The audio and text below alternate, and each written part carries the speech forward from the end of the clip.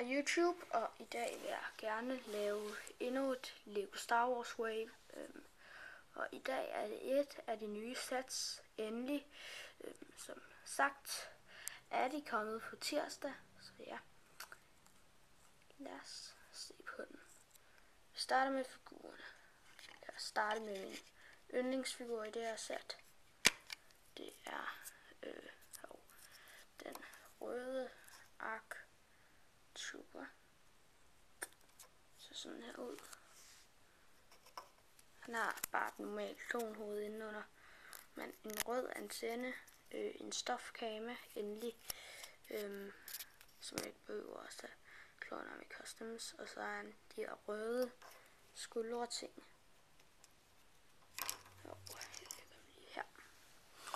Man får en hel masse af det her røde udstyr, 2 mere antenner, 4 nattesyns ting. Jeg ved ikke lige, hvad jeg skal kalde dem.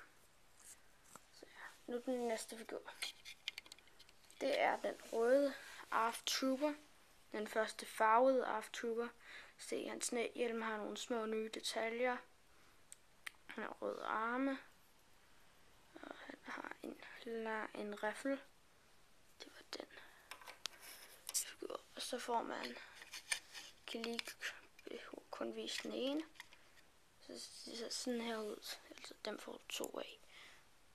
Det er Commando Droids. Ja. Så sådan her ud. Så. Og så til selve sættet. Nu flytter jeg lige. Og som sagt, du får 2 af dem. Så flytter jeg lige den her.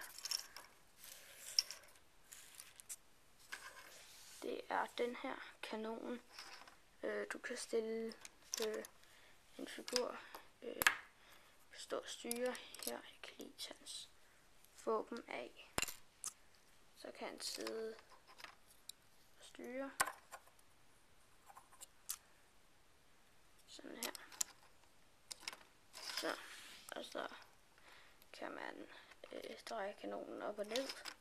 Lille flakmissil, så skal du bare bruge den her. Så ja, det er kanonen her. Så har den de her 4 ben.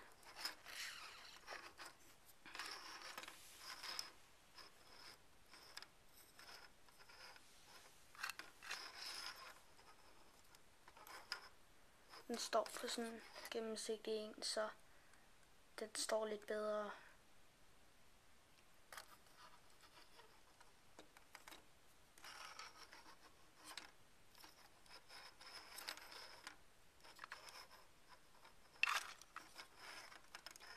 Så ja, det var det. Og